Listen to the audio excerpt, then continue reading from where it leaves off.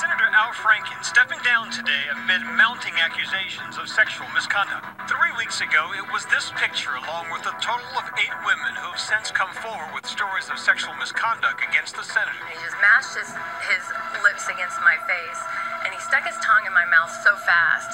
Today, Franken answered to his alleged victims and to his constituents. All women deserve to be heard and their experiences taken seriously. I think that was the right thing to do. I also think it gave some people a false impression that I was admitting to doing things that, in fact, I haven't done. Some of the allegations against me are simply not true. Others I remember very differently.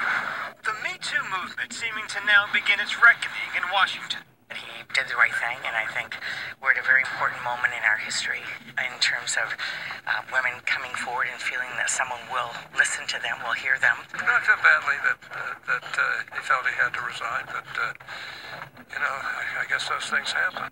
Yesterday, a handful of female Democratic senators began calling for Franken to resign. Enough is enough. And one by one, more than 3 dozen senators, male and female, most of them Democrats, including Minority Leader Chuck Schumer, joining the chorus. You're saying he should resign?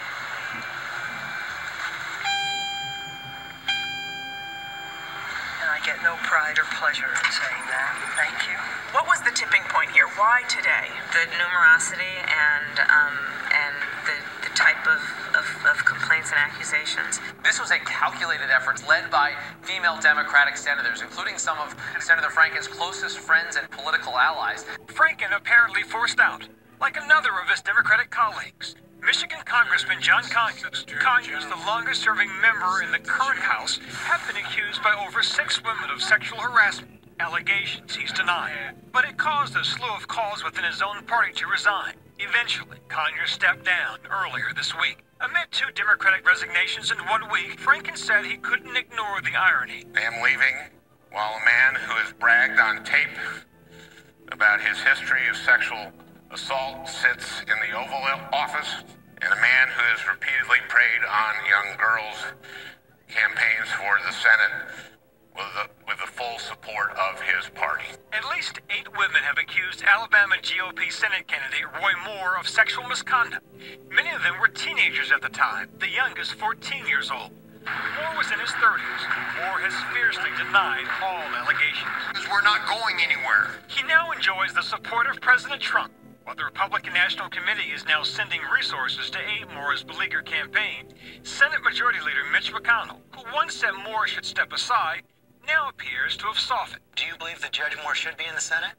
I'm going to let the people of Alabama make the call. Republicans I talked to today weren't exactly eager to draw a comparison between Al Franken and Roy Moore. Do you agree with the irony, as he called it?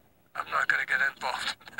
A lot will be riding on that Senate election next week in Alabama. If it is seen as the Republican Party, aside from this, that people can commit any manner of offense and be a Republican politician, that is a difficult argument for Republicans to advance in the era of Harvey Weinstein. Other Republicans putting a clearer He still didn't come out and say, I did those things, right?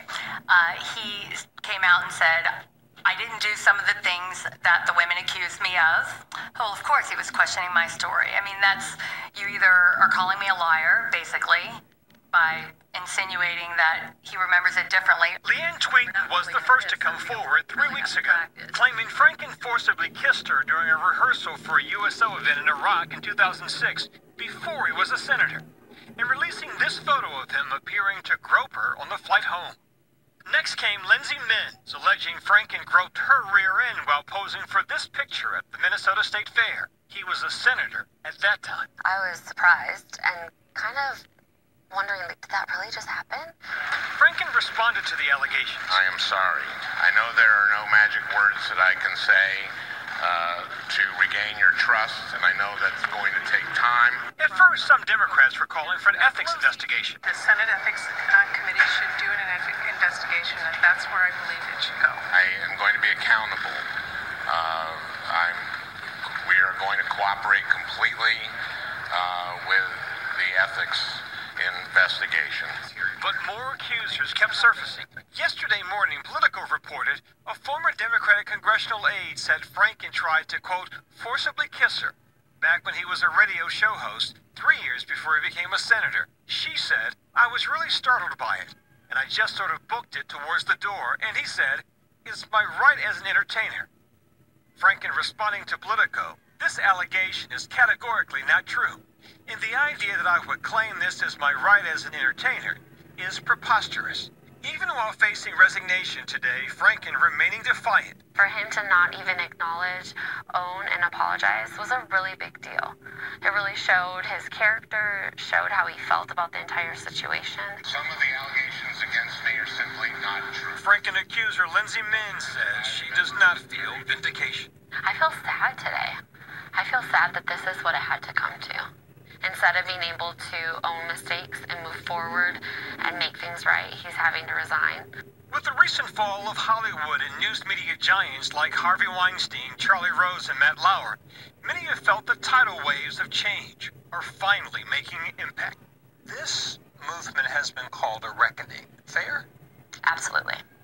Absolutely. We are experiencing a national reckoning right now. So much so that Time magazine named the movement the 2017 Person of the Year, calling those now speaking up the Silence Breakers.